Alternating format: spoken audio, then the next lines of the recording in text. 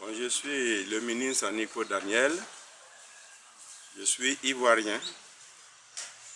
Aussi, permettez-moi, pour l'occasion de souhaiter une fête de un joyeux Noël à tous les Africains et à tous les Ivoiriens, et aussi à tous les journalistes de votre journal, de l'Afrique Média. Donc, aujourd'hui, ce qui nous préoccupe le plus, c'est que les Africains s'industrialisent.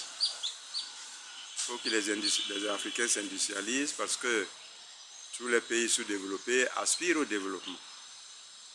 Or, l'industrialisation est la seule et unique voie qui permet à un pays sous-développé de se développer et de prospérer de génération en génération.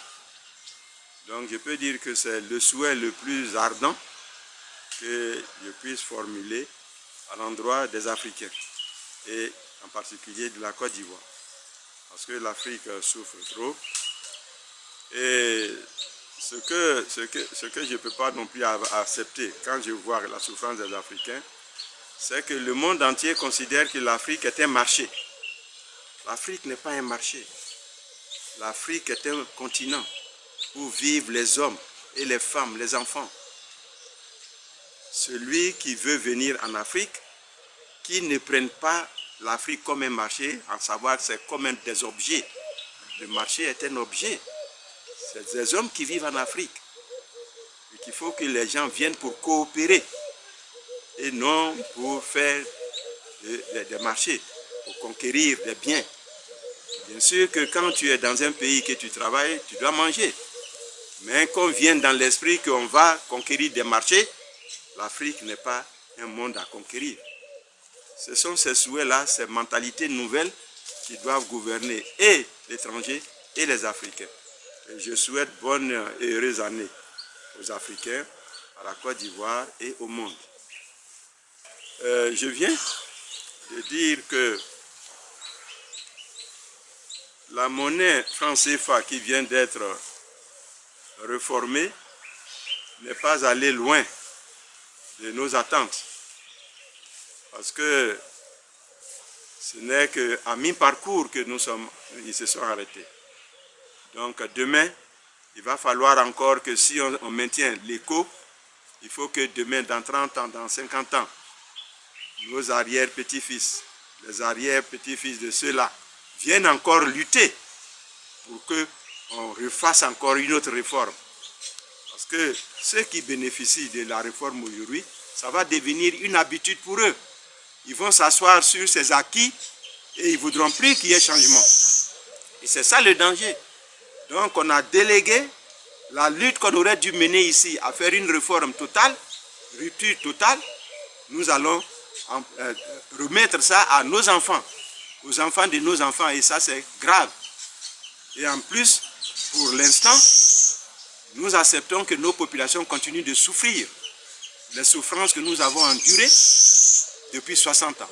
Et c'est ça ma tristesse pour la nouvelle année qui arrive. Aussi, pour être positif, je dirais que j'ai proposé le programme d'industrialisation locale Africa, que j'ai appelé PIG Africa, programme d'industrialisation locale endogène Africa, pour toute l'Afrique. Et de ce programme Africa seront extraits les 54 pays, les programmes des 54 pays, les programmes d'industrialisation des 54 pays d'Afrique. Là, je viens du Burkina Faso, où j'ai été et j'ai proposé, extrait de ce modèle PIG Africa, j'ai extrait la partie qui revient au Burkina Faso. Donc aujourd'hui, les Ivoiriens ont le PIG-C. Le Burkina Faso a le PIG Burkina Faso. Et petit à petit, tous les Africains auront leur programme d'industrialisation locale endogène. Et je pense que c'est ça qui doit être le champ futur de l'Afrique.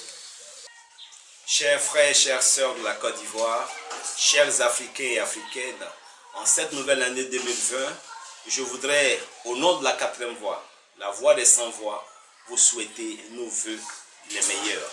Ce sont des vœux de bonheur, des vœux de santé, des vœux de progrès, des vœux de prospérité et des vœux où chacun arrive à mettre en application, chacun arrive à accomplir ce qu'il a dans le plus profond de lui-même.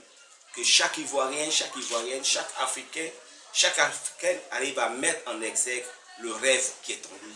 Parce que je sais, pour cette année 2020, chacun de vous, chacun de nous a un rêve.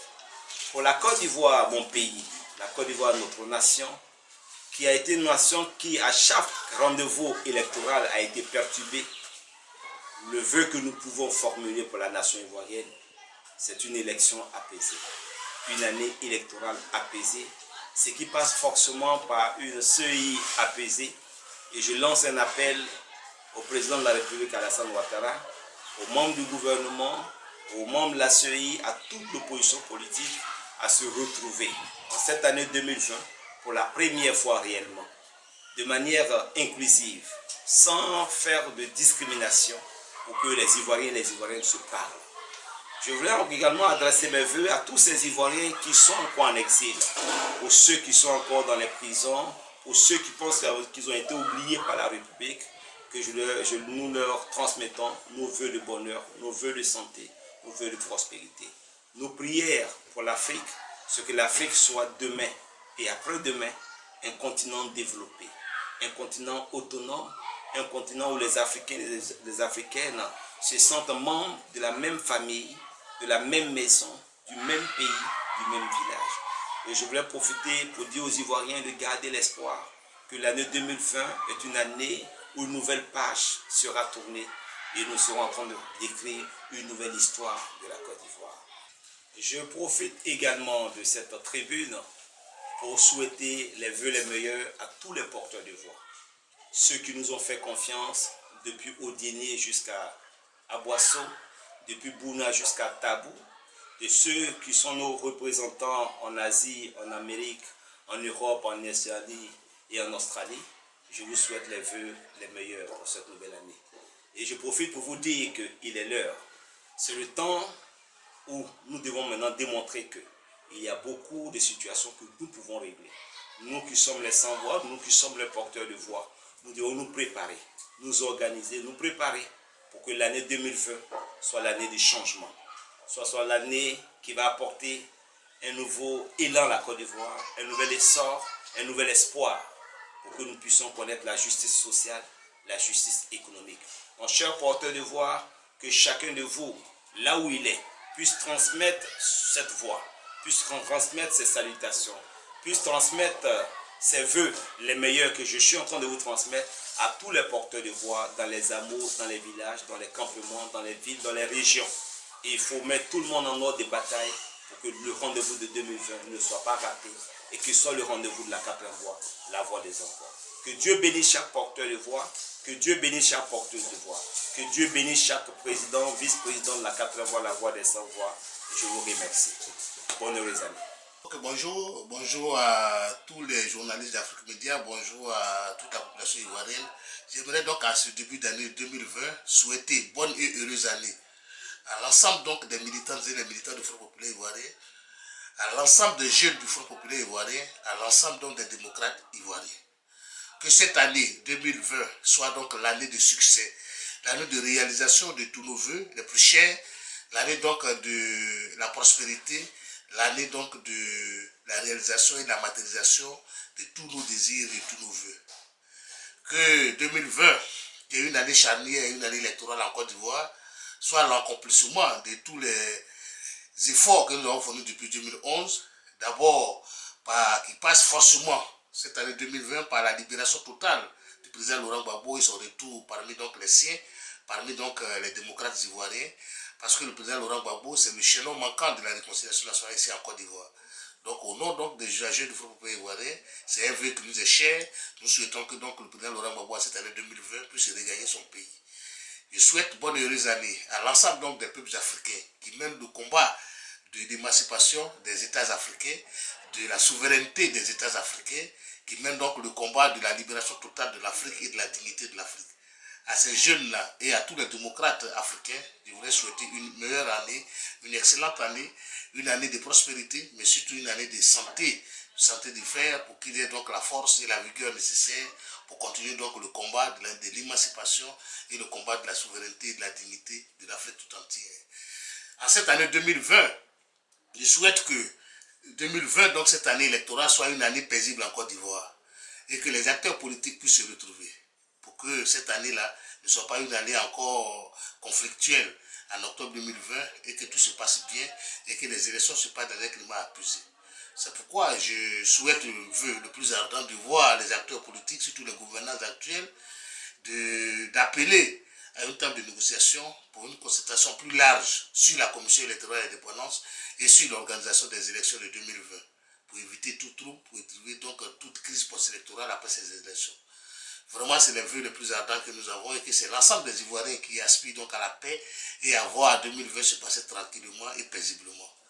Je souhaite bonne et heureuse année à l'ensemble donc des peuples ivoiriens et que cette année soit une année paisible, que la paix, tant de rechercher la réconciliation nationale soit démise dans notre pays à cette année 2020 et que l'ensemble donc des Ivoiriens puissent vivre le bonheur tant souhaité. Je vous remercie.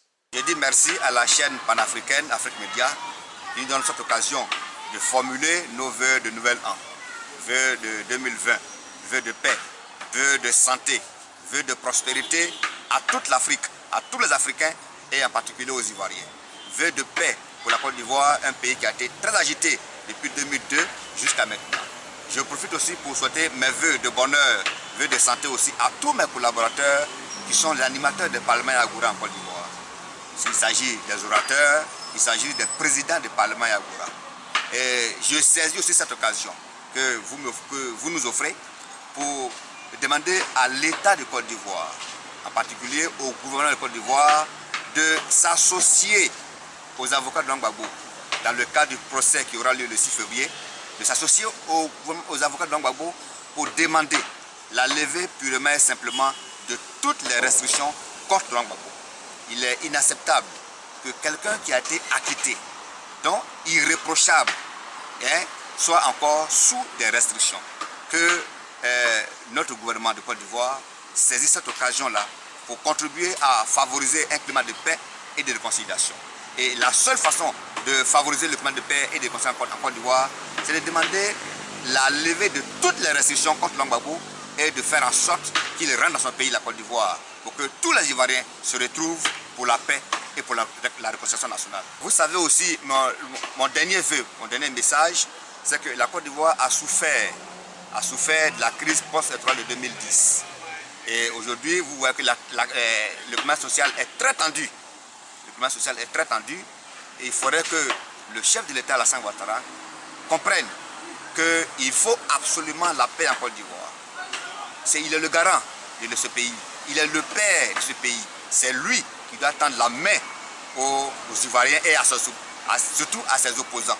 Que Alassane Ouattara saisit cette occasion de l'année 2020 là pour apaiser le climat politique en Côte d'Ivoire en s'asseyant autour d'une table avec tous ses opposants pour que ensemble nous trouvions les voies et moyens pour amener la Côte d'Ivoire à la paix et à une véritable réconciliation. La Côte d'Ivoire appartient à tous les Ivoiriens.